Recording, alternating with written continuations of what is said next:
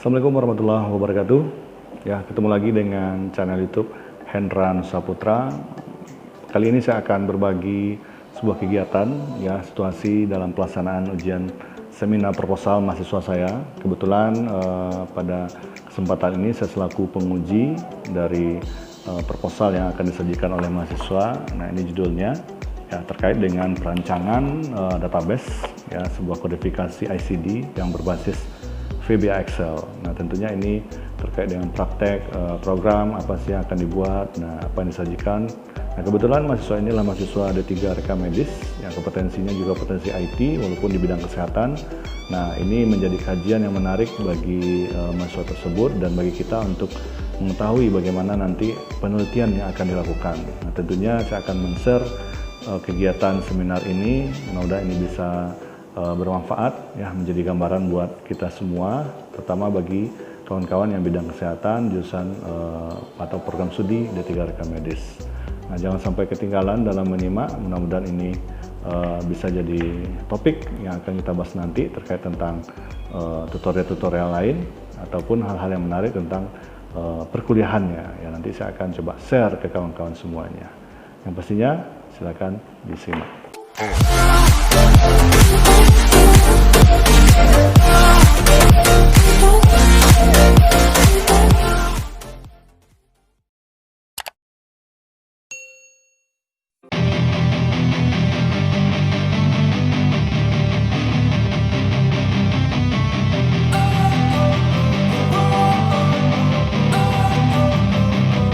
Don't wanna sleep in, cause I got something to prove. I gotta take what I hate and finally make a move. I think of you and all the shit you don't do. Well, I'ma make hella sure that I don't become you.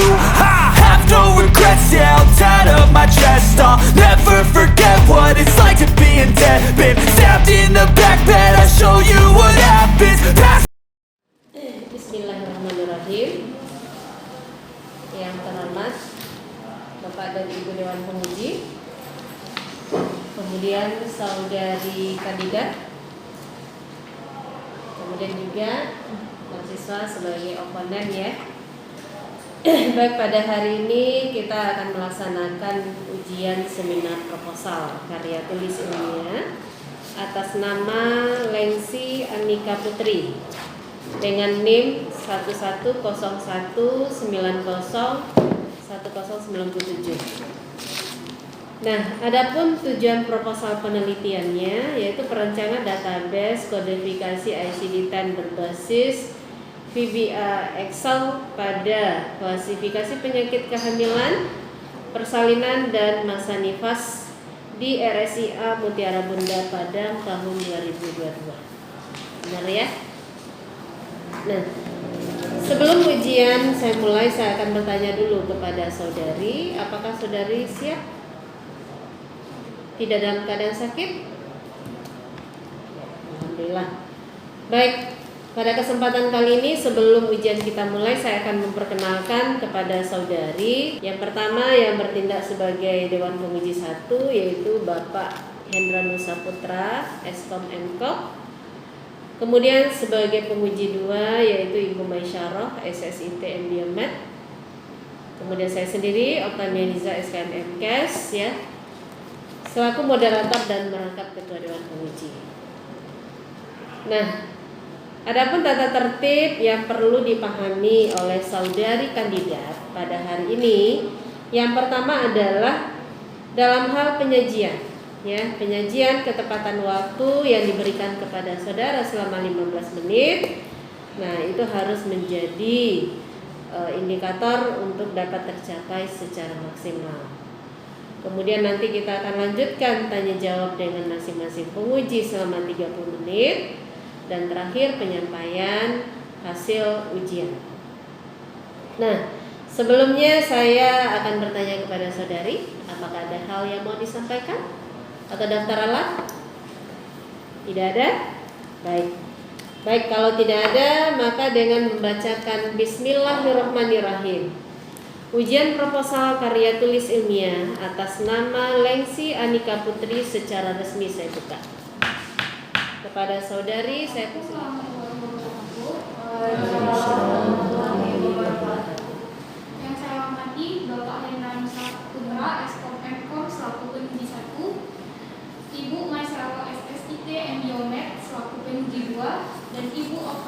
Nianida SKM MKes selaku dosen pembimbing. Selanjutnya yaitu yang saya banggakan, teman-teman seperjuangan selaku komponen pada seminar proposal pada hari ini. Baik, perkenalkan saya Lengsi Anica Putri dengan NIM 1101901097 akan mempresentasikan proposal penelitian saya yang berjudul Perancangan Database Kodifikasi SID-10 berbasis TBA Excel pada klasifikasi penyakit kehamilan, persalinan, dan masa nifas di RSA Mutiara Bunda Padang tahun 2022. Adapun yang menjadi latar belakang dari proposal penelitian saya yang pertama yaitu salah satu pengelolaan data rekam medis, yaitu proses pemberian kode penyakit atau yang biasa kita sebut dengan coding. Coding ini adalah pemberian penempatan kode dengan menggunakan huruf atau angka dan kombinasi huruf dalam angka yang mewakili komponen data. Saat ini, banyak rumah sakit menggunakan teknologi informasi untuk memudahkan pelayanannya. Teknologi informasi ini sendiri adalah suatu teknik untuk mengumpulkan, menyiapkan, menyimpan, memproses, mengumumkan, menganalisis, dan atau menyebarkan informasi. Dalam pemberian kode penyakit, agar lebih cepat dan akurat, maka dibutuhkan perancangan database. Adapun pemanfaatan dari database ini memungkinkan untuk dapat menyimpan data atau melakukan perubahan dan menampilkan kembali data tersebut dengan cepat dan mudah. Salah satu perancangan database yaitu dengan menggunakan VBA Excel atau disebut dengan Visual Basic of Application, yaitu aplikasi bahasa pemrograman yang diturunkan dari Microsoft Visual Basic untuk pengembangan makro pada program-program aplikasi berbasis Windows untuk dapat melakukan suatu pemrosesan secara cepat, terpadu, dan presisi. Dan yang terakhir yaitu dibatasi uji coba sampai di uji coba pemakaian. Baiklah, sekian presentasi proposal penelitian saya. Wassalamualaikum warahmatullahi wabarakatuh. Bapak Ibu penguji, demikian tadi sesi penyajian yang sudah disampaikan oleh saudari kandidat. Nah, untuk selanjutnya kita masuk dulu pada termen yang pertama, yaitu masukan ataupun pertanyaan dari oponen ya. Silakan kepada oponen sebagai perwakilan atau semua oponen mau bertanya, silakan.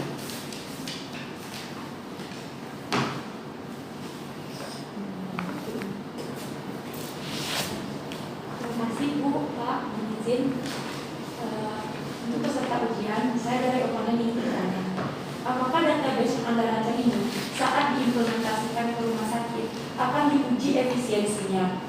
Dan apa alat Anda untuk mengetahui menguji efisiensi rancangan Anda tersebut? Terima kasih. Jelas ya pertanyaan yang disampaikan oleh oponen. Ya, salah satu kegiatan nanti yang akan saudara lakukan dalam penelitian saudara ini adalah melakukan uji efisiensi terhadap pelaksanaan rancangan yang sudah dibangun tadi. Nah, apa alat yang digunakan untuk menyatakan dia efisien atau tidak efisien? Ya, silakan dijawab. Baik, terima kasih sebelumnya kepada dia. Di sini saya akan mencoba menjawab dari pertanyaan dia, yaitu apakah nanti database yang akan digunakan ini apakah efisien atau tidak. Sebelumnya ini kan belum dilakukan penelitian, mungkin nanti akan dibutuhkan efisien atau tidak setelah melakukan penelitian. Untuk alat yang saya gunakan untuk mengetahui apakah dia ini efisien atau tidak, yaitu dengan melakukan tadi sudah ditampilkan, yaitu dengan cara testing. Testingnya bagaimana? Yaitu nanti setelah rancangannya jadi, maka kita akan masukkan coba testing dengan menggunakan komputer. Ya, makasih atas pertanyaannya dari oponen. Cukup bagus ya pertanyaan yang sudah disampaikan. Nah, selanjutnya kita akan masuk pada termen yang ketiga, yaitu tanya jawab dengan masing-masing penguji. Nah, untuk itu kesempatan pertama kita berikan kepada penguji 1, yaitu Bapak Hendra Nusaputra, Eskom Mkop. Kepada Pak Hendra disilakan. Ya, terima kasih Bu Nija. Assalamualaikum warahmatullahi wabarakatuh. Waalaikumsalam warahmatullahi wabarakatuh. Ya, sama-sama yang hormati Ibu Liza selaku pembimbing dan juga Ibu Maisara selaku penguji juga pada hari ini. Seterusnya pada mahasiswa penen yang hadir saat ini dan teristimewa pada kandidat ya LNC yang sudah presentasi dalam sidang hari ini. Baik, LNC kita mulai diskusi. Ya, mungkin yang pertama Bapak ucapkan selamat buat LNC ya, sudah maju dalam seminar proposal ini yang peserta keberapa? Keberapa Bu? 4 ya. 4 ya. 4. Ya. Jadi artinya maju dalam seminar proposal yang keempat. Mudah-mudahan nanti kompre juga di awal juga ya. Jadi jangan kebalik nanti ya. Jadi upayakan yang kita lakukan di awal terbaik ya, nanti juga harus paling baik lagi. Kalau bisa pertama juga nanti pas sidang kompre ya. Kemudian dari apa yang sudah Nancy sampaikan, dari proposal yang sudah diberikan ya, mungkin ada banyak hal mungkin yang perlu Pak gali dari Nancy ya. Yang pertama Pak apresiasi juga terkait kajiannya ya, sudah mengacu kepada bidang IT dan sudah bisa mengimplementasikan ya, salah satu dari apa yang sudah kita pelajari juga ya di mata kuliah TIK 7 ya. Jadi Nancy sudah bisa mengimplementasikan ya ke dalam bentuk penelitian. Ya, mudah-mudahan ini berjalan lancar dan sesuai dengan apa yang diproposalkan ini ya. Nah, dari latar belakang mungkin Bapak ingin tanya dulu terhadap Nancy ya. Tentu sebagai penguat ya dasar dari hal ini. Pertama, Nancy kan melakukan survei awal di Mutiara Bunda gitu ya. Nah, kalau melihat kajiannya kan ini yang dicarikan klasifikasi penyakit kehamilan, itu yang menjadi objek database-nya. Nah, kalau rumah sakitnya kan tentu pasti rumah sakit yang berhubungan dengan itu ya, yang lebih tepatnya. Nah, kenapa ngambilnya di situ? Gitu. Mungkin jawab aja langsung yang pertama. Baik, terima kasih Pak. Izin menjawab. Kenapa saya mengambil di rumah sakit Mutiara Bunda Padang? Yang pertama itu kan merupakan rumah sakit ibu dan anak, dan rumah sakitnya juga merupakan rumah sakit swasta. Kemudian di sana memang mereka sudah menggunakan ICD online, tapi ICD online itu dalam bentuk PDF. Sedangkan kalau misalkan di rumah sakit lain juga bisa saya rasa, tapi kan mereka masih menggunakan manual. Jadi ini tuh merupakan pengembangan, tapi dengan aplikasinya beda. Mereka menggunakan PDF, sedangkan ini menggunakan Microsoft Excel. Seperti itu. Oke, maksud Bapak gini, rumah sakit ibu anak itu kan banyak. Salah satunya ini Mutiara Bunda. Ada juga rumah sakit rumah sakit Cici. Ada juga Restu Ibu ya. Nah, itu dulu. Kenapa pilihannya ke situ? Nah, Mungkin dari saya sendiri karena itu juga rumah sakitnya dekat dari kampus. Jadi kalau misalkan mau apa-apa minta data atau bagaimana, jadi kan konsulnya mudah gitu. gitu ya. Ya, Nah. selain itu juga merupakan. Nah, itu boleh jadi jawaban, tapi secara ilmiah kita harus juga tuangkan. Artinya kan kita ada juga bisa melihat setidaknya minimal 2 mungkin ya, minimal 2. Oh, misalnya di Cici seperti apa terkait tadi kan ada PDF. Apakah di RSUD Cici sudah menggunakan ICD online PDF? Mungkin juga bisa kita arahkan ke situ. Jadi alasannya ilmiah aja gitu. Nah, kalau mau dekat orang pasti mau yang dekat, atau mungkin yang ada hubungan keluarga, nah itu mungkin lebih baik gitu ya. Nah, jadi kalau itu nggak perlu dijadikan alasan, karena itu memang udah pasti untuk kemudahan kita. Nah, ada nggak hal lain mungkin yang bisa dilihat? Ini sebagai gambaran ya. Misalnya di Restu Ibu gimana? Udah CD online juga nggak? Atau udah menggunakan PDF nggak gitu? Ada nggak itu? Karena ini yang mendasari dulu gitu ya. Belum, karena kan langsung ke situ ya. Langsung ke Mutiara Bunda ya, tentu belum ada jawaban gitu ya. Kalau bisa itu nanti coba di survei aja tanya, mungkin ada temannya yang pernah PKL situ, atau ada keluarganya atau seniornya yang pernah ada alumni di situ kerja nggak gitu. Kita bisa tanya ya, gitu ya Mas Bapak. Nah, Kalau ini menarik ya karena udah spesifik terkait yang akan dibuatkan database-nya. Jadi database kodifikasi ya. Kalau kita lihat di sini terkait yang dibahas ini kan ada terjemahan tadi. Jadi apa ingin mengaitkan ini? Tadi kan kajiannya ada CD online PDF. Kemudian ini mempermudah mentranslate dia ke dari segi mananya nanti yang mau dimudahkan aplikasinya. Kalau dari aplikasi PDF kan sudah ada mudah di searching langsung muncul. Kalau dari terjemahan apa sih kaitannya, apa hubungannya, apa integrasinya? Kira bisa nggak dijelaskan? Baik, terima kasih banyak Pak. Sebelumnya mungkin saya menggali ke belakang dulu, itu dari pengalaman PKL 1, PKL 2, PKL 3, dokter itu biasanya kan menulis kode diagnosa itu tidak hanya dalam bentuk bahasa medis saja. Terkadang mereka menulis dalam bentuk bahasa Inggris, kemudian dalam bahasa medis dan dalam bahasa Indonesia.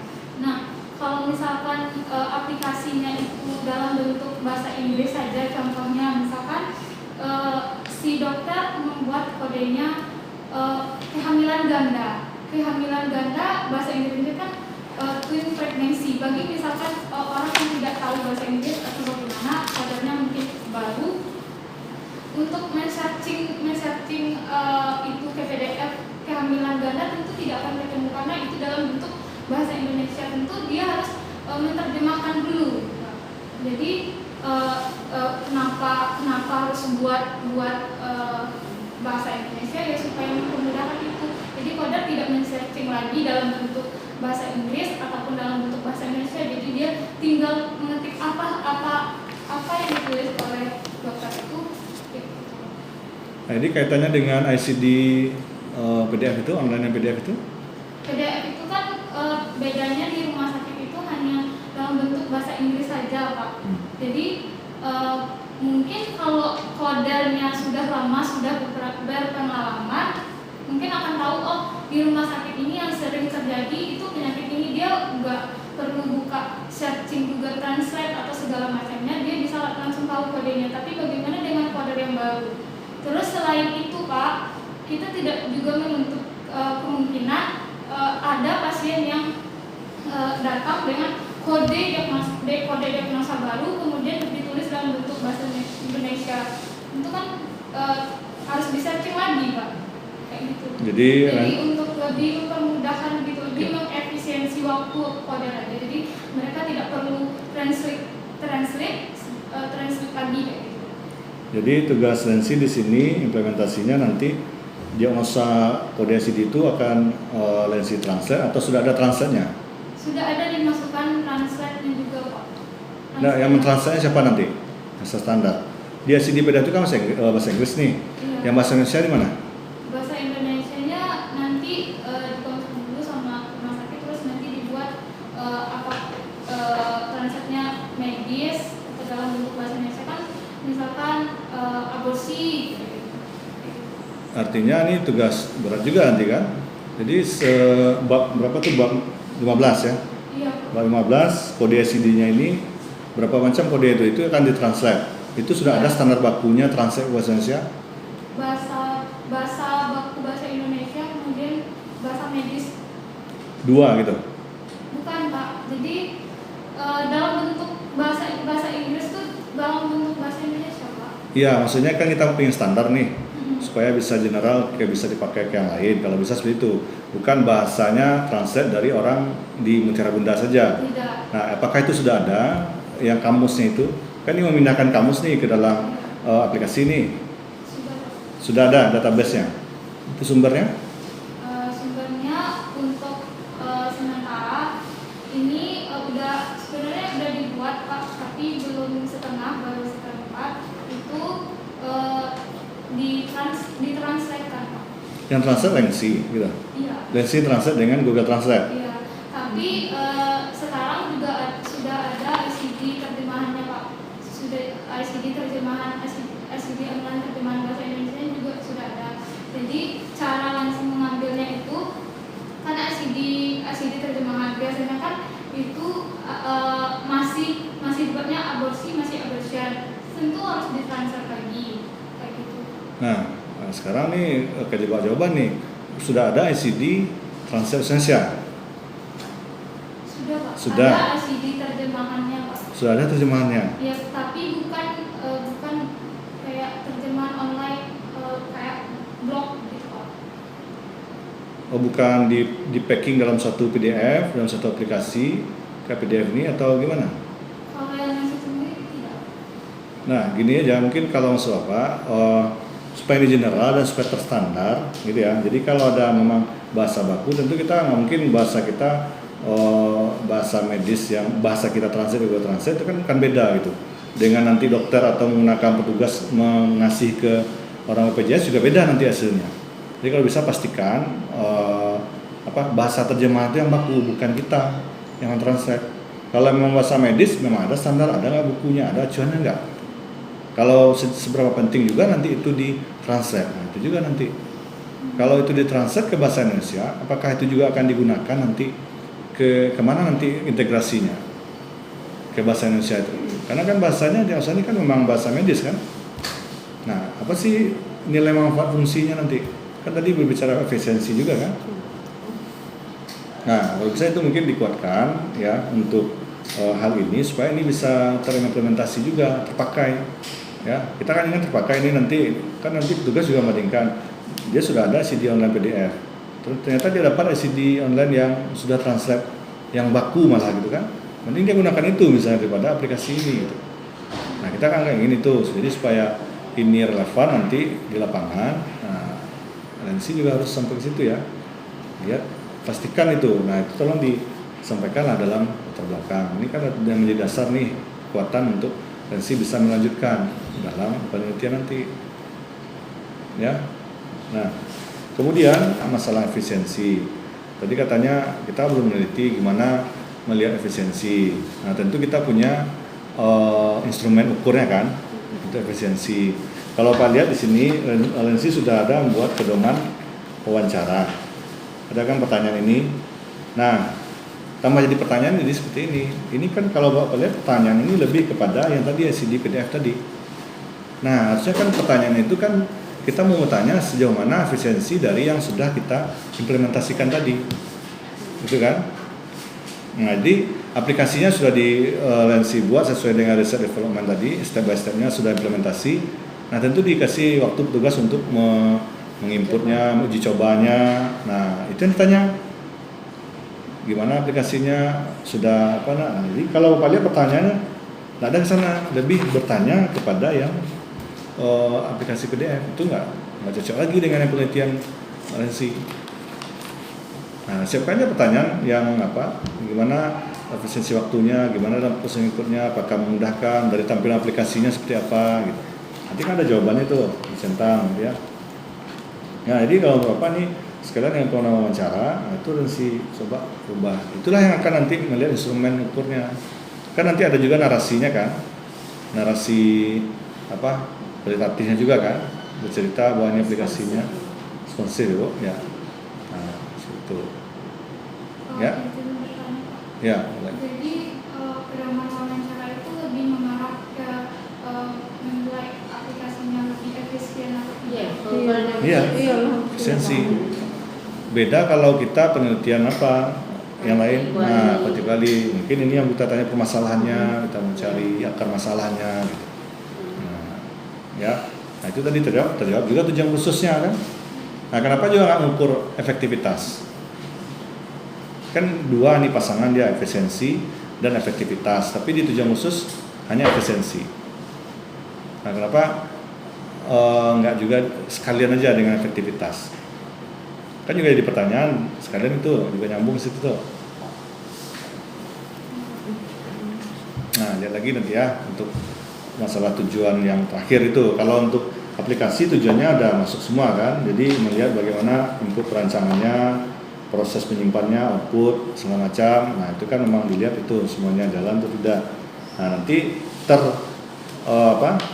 terumuskan dengan tujuan yang terakhir, ya kan, tingkat efisiensi dan efektivitas gitu ya. Nah, kemudian mengenai lampiran ya, untuk rancangan ya. Apa yakin ini Lensi kan sudah mengadopsi dari apa yang sudah kita pelajari ya, dari apa yang sudah pelajari di TK 7 kemarin terkait VBA Excel ini. Nah, yang namanya kita proposal, kalau bisa mungkin kalau ini kan sudah bentuk langkah awal Lensi dalam membuat ini, kan sudah dibuat seperti ini, sudah melakukan pembuatan.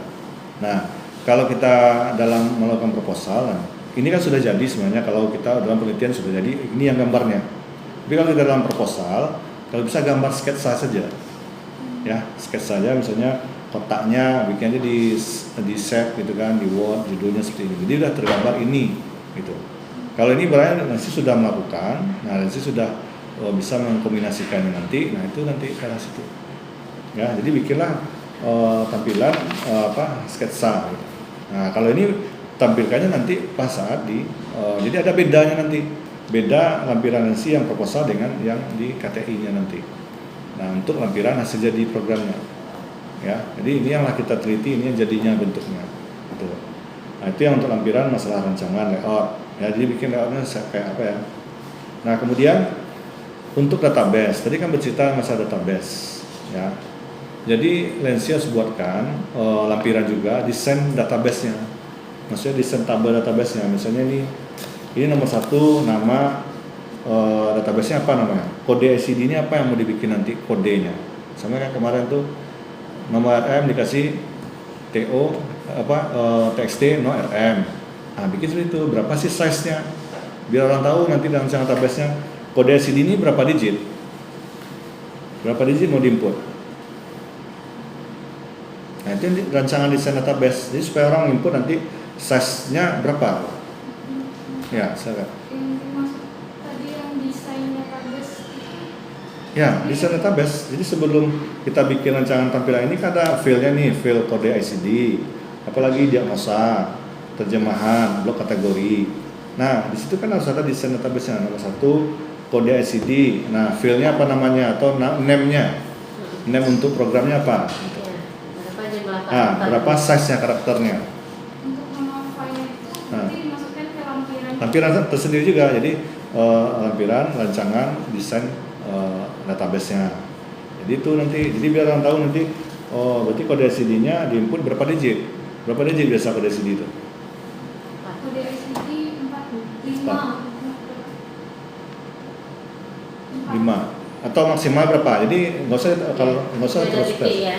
Kalau dari titik 5. Nah, berarti masuk tuh. Nah, ada kode lain setelah titik misalnya? Iya. Ada lebihkan 1 gitu. Supaya nanti tidak terkekang dia kalau 5 mana tahu dia 6. Dia ambil yang batas tuh. Kalau memang udah pasti, itu kunci. Kalau nomor rekam medis berapa biasanya? Ukurannya 6 karakter. Ada tambah-tambah lagi enggak? Bisa aja. Bisa pakai string ada Bu? tahun. Nah. Ada strip tahun. Nah, itulah yang menjadi tugas Lensi kan ini kan perancangan nih ya, itu yang kita ceritakan, itu kita dalam menggambarkannya dalam proposal ini. Jadi tambah lampiran kedua. Jadi lampiran layout tadi 1 ini perbaiki, lampiran kedua desain database ya. Nah, kemudian yang lampiran flowchart. Nah, mungkin flowchartnya kan tidak saja ini nih, tampilan flowchart. Flowchart itu kan nanti kan sampai ke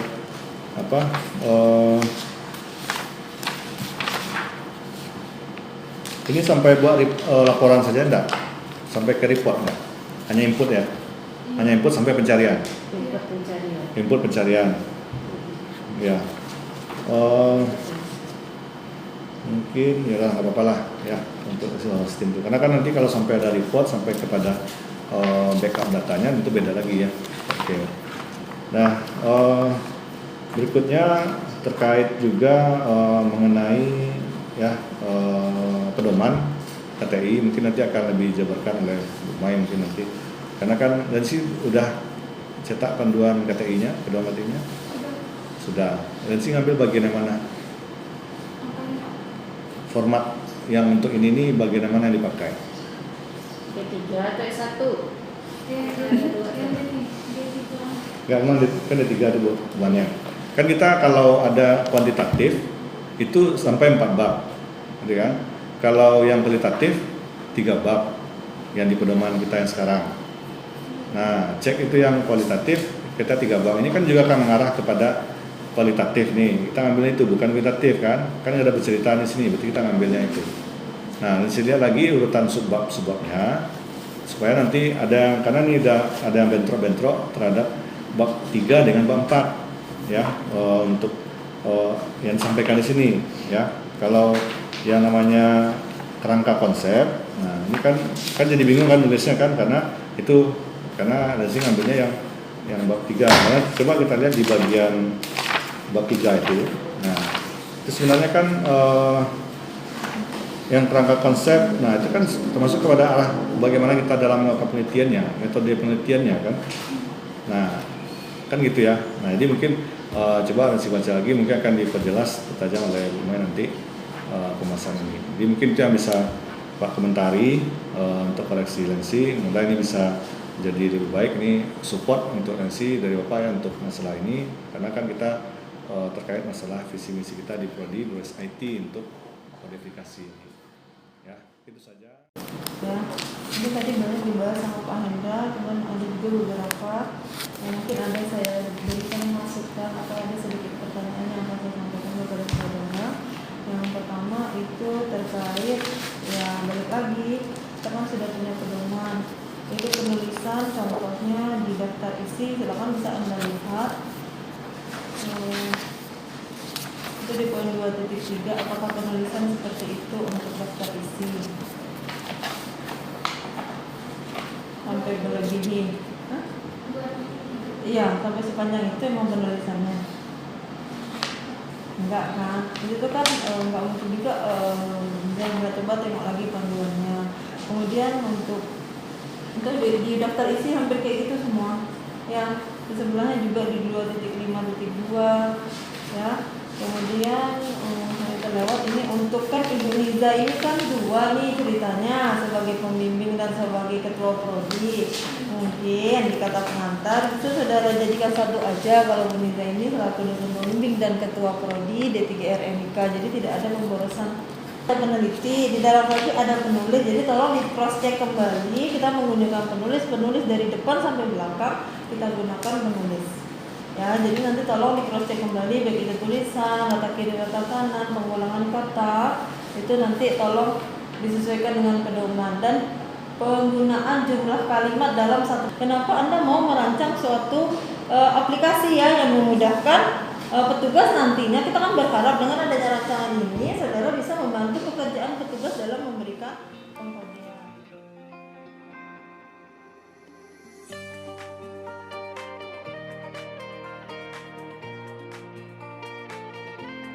Kira-kira ekspektasi kamu terhadap hasil ujian kamu hari ini seperti apa?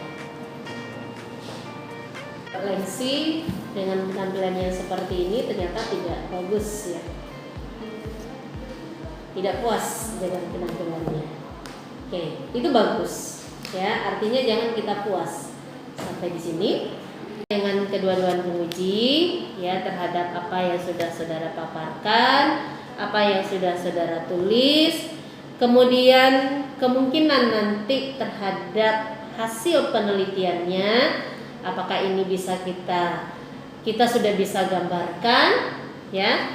Nah, pada dasarnya semuanya itu sudah dilalui dan sudah memenuhi harapan kita sebagai penguji terhadap proposal penelitiannya Lensi.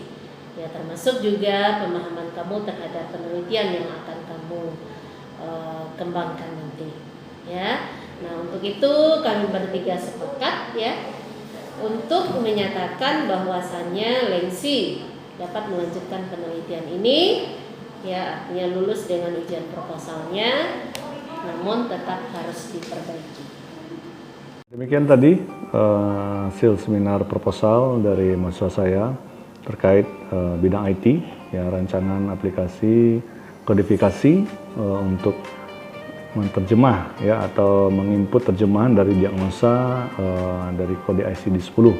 Nah, ini merupakan bidang rekam medis ya yang diminati, yang merupakan program jurusan yang ada di salah satu sekolah tinggi ya, sekolah tinggi ilmu kesehatan, yaitu program studi D3 rekam medis. Nah, di sini kompetensinya memang dituntut untuk juga di bidang IT sesuai dengan visi misi dari kampus sendiri dan prodi bidang keilmuannya. Nah, di situ sudah banyak dipaparkan oleh mahasiswa. Ditanya tadi terkait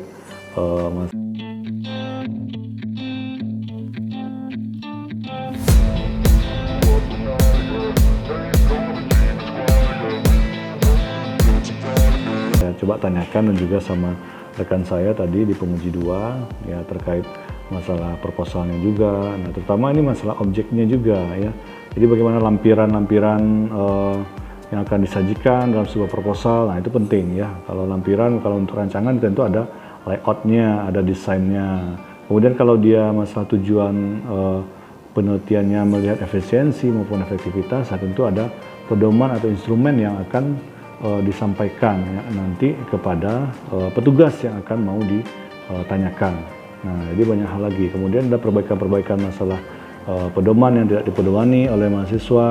Ya, tentu ini akan menjadi standar ukuran ya, penilaian juga. Ya, kalau tidak mempedomani skripsi atau pedoman KTI-nya, tentu juga akan salah nantinya. Nah, itulah dalam ujian proposal ini diharapkan capaian tersebut supaya nanti di penelitian mereka ini gampang ya untuk dalam melaksanakannya. Ya, kalau udah lulus hasilnya tentu akan lebih maksimal. Nah, tadi hasil dari ujian ya dari mahasiswa tersebut dia dapatkan hasilnya ya memang bisa kita luluskan karena dari tanya jawab, dari hasil jawaban, dari keyakinan si mahasiswa dalam membuat atau mencapai proposalnya untuk bisa diselesaikan. Nah, itu sudah nampak tadi. Jadi walaupun banyak perbaikan, jadi tetap ada perbaikan ya. Jadi tetap mahasiswa tersebut akan melakukan perbaikan dulu, baru mereka bisa melakukan penelitian ke lapangan. Nah, kira-kira itu mungkin yang bisa saya share ke kawan-kawan. Semoga ini bisa bermanfaat dan bisa dijadikan sebuah ilmu juga ya, terutama bagi kawan-kawan di bidang rekam medis maupun dosen ya, dosen yang ngajar di bidang kesehatan. Nah, kira-kira mungkin itu, semoga ini menjadi referensi ya. Ini juga hal baru yang saya coba sajikan kepada kawan, tidak hanya tutorial, nanti pengalaman-pengalaman ngajar juga akan saya share di channel YouTube saya ini. Ya, semoga ini bisa mendukung, mensupport. Yang belum subscribe, yang belum like, ya silakan di like. Kapan perlu komen, nanti mungkin ada ide-ide hal yang perlu kita mau sampaikan di dalam channel video YouTube saya ini. Ya, terima kasih semuanya. Assalamualaikum warahmatullahi wabarakatuh.